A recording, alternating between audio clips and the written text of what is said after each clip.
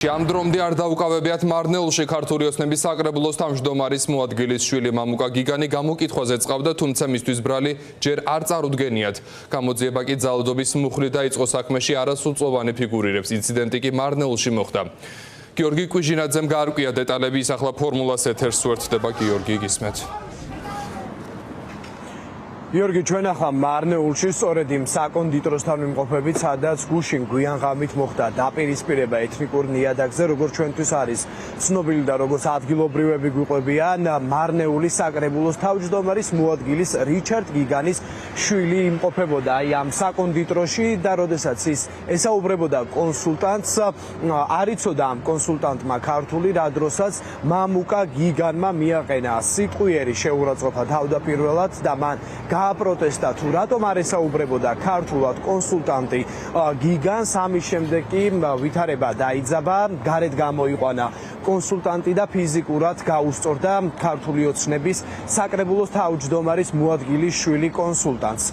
საკონდიტრო შიდა ტერიტორიაზე არის დამონტაჟებული არაერთი სათვალთვალო კამერა, შიგნით უშუალოდ უყურებს სიდა სივრცეს სათვალთვალო კამერა და ბუნებრივია აღნიშნული კამერა დააფიქსირებდა სწორედ ამ ინციდენტს და ამ თავდასხმას არასრულწლოვანზე. როგორც გაირკვა, კონსულტანტი, რომელიც მუშაობს ამ საკონდიტროში, იყო არასრულწლოვანი და სწორედ არასრულწლოვანს გაუსწორდა ფიზიკურად მამუკა გიგანი. ადგილობრივები დასახმარებლად გააჩერეს ავტომობილები და ისინი ცდილობდნენ კონსულტანტის დახმარებას, რადგანაც გავრცელებული ინფორმაციით და ადგილობრივების ცნობით მამუკა გიგანი სასტიკად უსწორდებოდა ფიზიკურად ადგილობრივ ახალგაზრდას და სწორედ სხვა მოქალაქეები დაეხმარნენ არასრულწლოვან კონსულტანტს იმისათვის, რომ მამუკა გიგანს შეეწყვიტა მასზე თავდასხმა, ცემა და ძალადობა.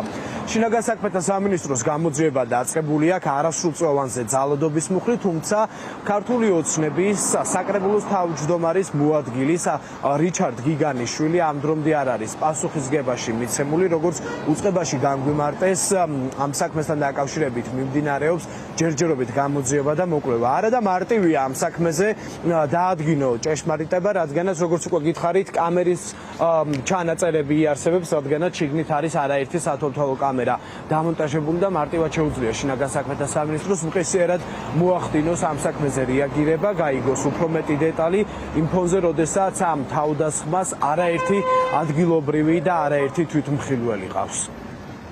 თქვენ თანამშრომელია ის ბიჭი, ვინც წერმეს? კი, ამა მე არ არაფერ არ ვიცი. არაფერ არ ვიცი. პოლიცია იყო მოსული. არ ვიცი. მე დილით მუშაობ, ღამე არ მუშაობ. ხო გაიგე? კი. ხო მოგიყვნენ რაც მოხდა? არა. არა. თქვენი თანამშრომელი წერმეს და იცი? არ ვიცი. ისე პოლიცია ხო იყო მოსული? კი. კამერის ჩანაწერები ამოიღეს? თქვენ თანამშრომელი ეხლა როგორ არის? კარგად არის, ნაცემია, ხო? არ მოიკითხეთ თანამშრომელი? და რას ამბობს? პოლიციასთან არის და პოლიციასთან არის? მისცა ჩვენება?